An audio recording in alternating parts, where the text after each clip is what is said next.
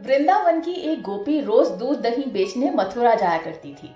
एक दिन ब्रिज में एक संत आए तो गोपी भी उनकी कथा सुनने चली गई। संत ने कथा में कहा कि भगवान के नाम की बड़ी महिमा है। ईश्वर के नाम से बड़े बड़े संकट भी टल जाते हैं। अगर भव सागर से पार होना है तो भगवान का नाम कभी मत छोड़ना। अगले दिन गोपी फिर दूध दही बेचने निकली। बीच में यमुना नदी थी। इस बार गोपी को संत की कही बात याद आ गई।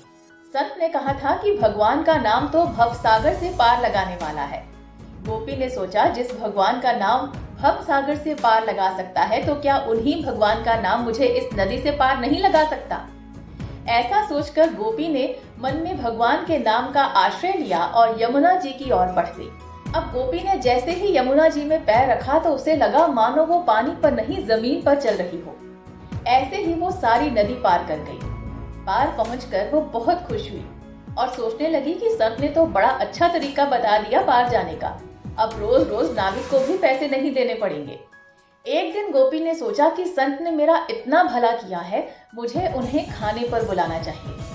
अगले दिन गोपी जब दूध दही बेचने गई तब संत से जाकर बोली कि आप कृपया मेरे घर चलकर भोजन करिए।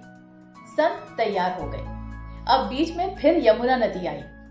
संत ने नाविक को बुलाया तो गोपी बोली, बाबा नाविक को क्यों बुला रहे हैं, हम ऐसे ही यमुना जी में चले जाएंगे।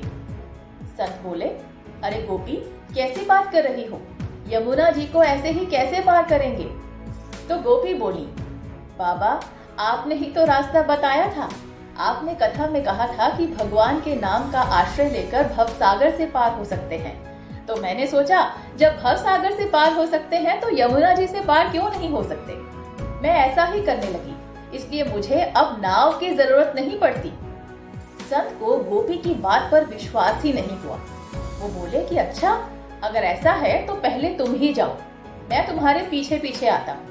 गोपी ने भगवान के नाम का सहारा लिया और जिस तरह वो रोज जाती थी वैसे ही यमुना जी को पार करके वो चली गई। लेकिन जैसे ही संत ने यमुना जी में पैर रखा वो झपाक से पानी में गिर गए। संत को बड़ा आश्चर्य हुआ। गोपी ने जब देखा कि संत तो पानी में गिर गए हैं तो वो फटाफट वापस आई और संत का हाथ पकड़कर उन्हें भी अपने साथ यमुना पार ले गई। संत भी गोपी के साथ उसकी तरह ही ऐसे चले जैसे जमीन पर चल रहे हों। ये अनुभव करके वो गोपी के चरणों में गिर गए और बोले, गोपी तू धन्य है, सही मायनों में ईश्वर के नाम का सहारा तो तुमने लिया है और मैं जिसने नाम की महिमा बताई खुद वैसा नहीं कर पाया। ठीक ऐसे ही हम दूसरों को तो हर बात पर शिक्षा देते रहते हैं लेकिन खुद उसका अनुसरण नहीं करते। कहना आसान होता है, करना मुश्किल, और जो कर जाते हैं वही हर मुश्किल को आसानी से पार कर जाते हैं।